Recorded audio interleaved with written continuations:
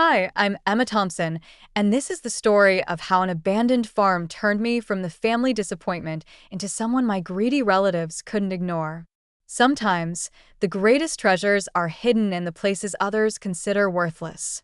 I still remember the day of the will reading like it was yesterday. The mahogany-paneled law office felt suffocating as our family lawyer, Mr. Harrison, adjusted his glasses and began reading my parents' final wishes.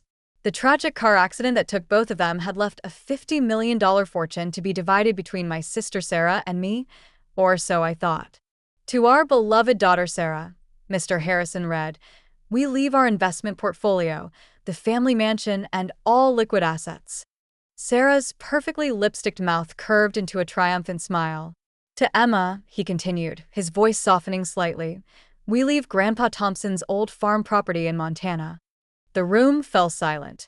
Then Sarah's laughter shattered it. A farm? She sneered, her designer bracelet jingling as she waved dismissively. Oh, this is perfect. Little Emma always did prefer playing in the dirt to attending charity galas. I sat there, stunned. The 200-acre farm had been abandoned for 20 years, ever since Grandpa passed away. Dad had always called it worthless, refusing to even visit. Now, it was my only inheritance. There must be some mistake, my Aunt Patricia interjected, her face pinched with concern. Richard and Margaret would never leave their daughter with just dirt. Mr. Harrison shook his head. The will is quite clear. The farm, including all structures and contents, belongs to Emma. Sarah stood up, smoothing her Chanel dress. Well, sis, enjoy your barns and chickens. I've got a portfolio to manage. She paused at the door, her smile cruel. Don't worry, if you need a loan, I'm sure we can work something out. After all, what's family for? I left the law office that day with a single manila envelope containing the farm's deed and keys. The next day, I arrived at the property. 20 years of dust coated everything. The main house was a weathered two-story structure that had seen better days. But it was the massive old barn that caught my attention. Grandpa Thompson had been an odd man, brilliant but eccentric. He'd made his fortune in mining engineering before retiring to this farm, where he spent his last years tinkering in that barn. Dad always said the old man had lost his mind, wasting his genius on a worthless piece of land. The barn door groaned as I pushed it open.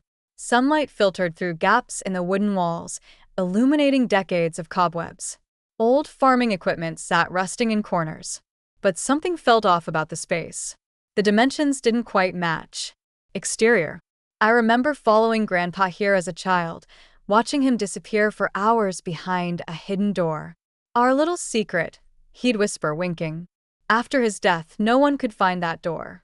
Dad searched briefly before declaring it another of his father's delusions. But I remembered 3 taps on the north wall, then pushed the 4th board from the bottom. My hands trembled as I followed the long-forgotten pattern. Click. A section of the wall swung inward, revealing a staircase descending into darkness. My phone's flashlight illuminated the way down to a massive underground room. What I saw inside made my heart stop. Covering the walls were detailed geological surveys, mining charts, and chemical analyses. In the center sat a sophisticated testing lab, preserved under dust covers. But it was the safe in the corner that changed everything. The combination was my birthday. Grandpa never forgot it, even in his final days. Inside, I found a leather-bound journal and a USB drive. The journal's first page read, "To Emma, the only one who ever bothered to listen." As I read through his meticulous notes, tears filled my eyes.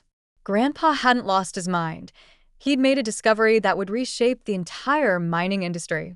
The worthless farm sat on top of one of the largest rare earth element deposits in North America. He had developed a revolutionary extraction process, both efficient and environmentally friendly. The USB drive contained detailed patents, already filed but never activated. Grandpa had been waiting for the right moment and the right person to bring his discovery to life. My hands shook as I realized what this meant. The farm wasn't worthless. It was worth billions. But I knew that if my family found out, they'd try to take it from me. Sarah would hire the best lawyers, claim I wasn't competent to handle such a discovery. I needed to move carefully, protect myself before anyone realized what Grandpa had left me. That night, I stayed in the old house, reading through every page of his journal. By morning, I knew what I had to do. I made 3 calls to a patent lawyer, a mining engineer, and an investment banker I'd befriended during my quiet years in finance. A career my family had dismissed as modest. Keep this absolutely confidential, I told each of them. I'm about to show you something that will change everything. The command center. Over the next 6 months, I worked in secret. While Sarah posted photos of her luxury vacations and charity galas, I assembled a team of the industry's best minds. The old barn became our command center, its hidden lab modernized with cutting-edge equipment. One late night, Dr. Chin, our lead engineer, looked up from his notes. "These patents are revolutionary," he said. "Your grandfather's extraction process could make rare earth mining both profitable and environmentally sustainable. Do you realize what this means?" I did. With the growing demand for rare earth elements in everything from smartphones to electric vehicles, we were sitting on a gold mine. Literally. And through carefully structured shell companies. Figuratively. We incorporated Thompson's sustainable resources quietly through a series of shell companies.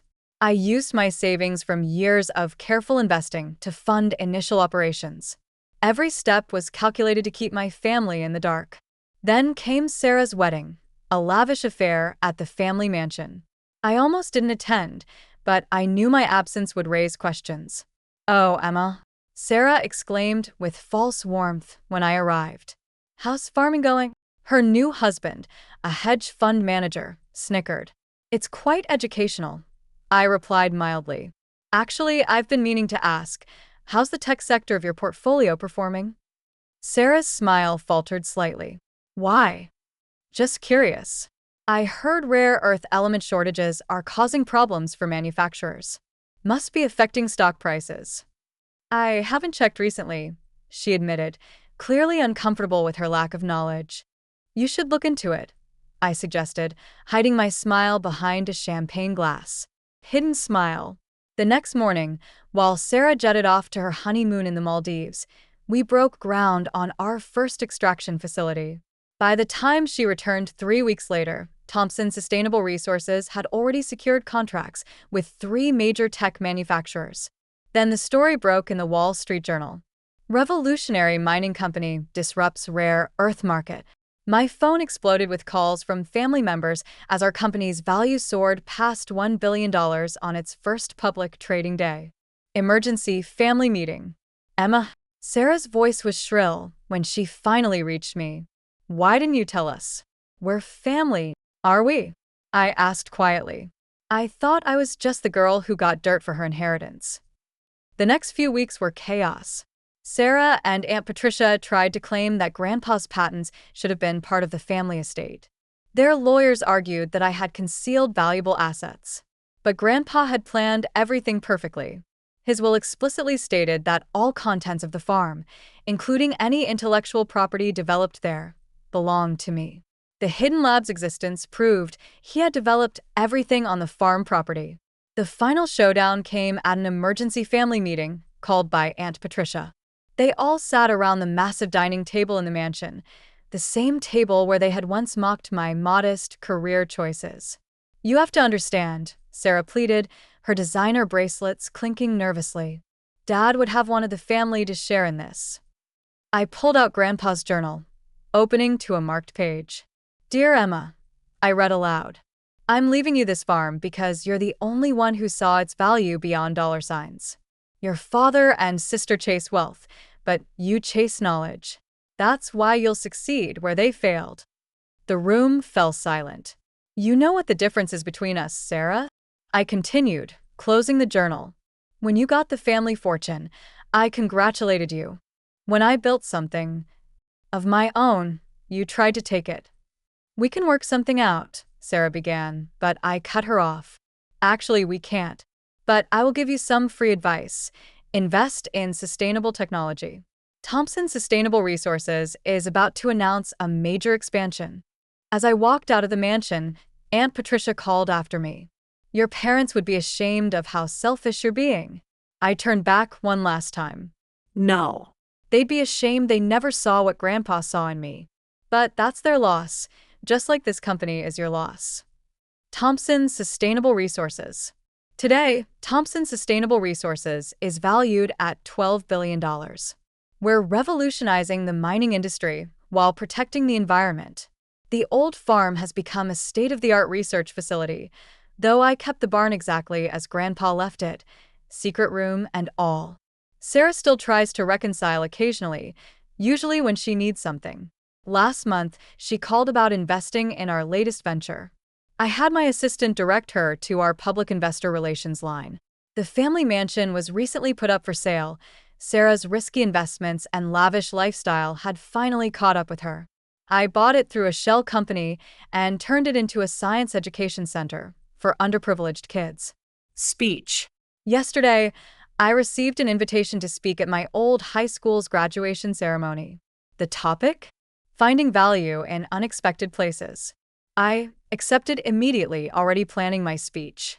After all, sometimes the greatest fortune isn't what you're given, it's what you discover when everyone else has stopped looking. Legacy. As for the old farm, I still live in Grandpa's house, though I've renovated it thoughtfully.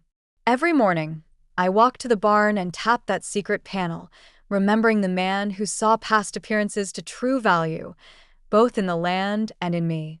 They say success is the best revenge. But I've learned it's not about revenge at all. It's about proving that true worth isn't in what you inherit, but in what you create. And sometimes, the most valuable inheritance isn't money. It's the wisdom to see what others miss.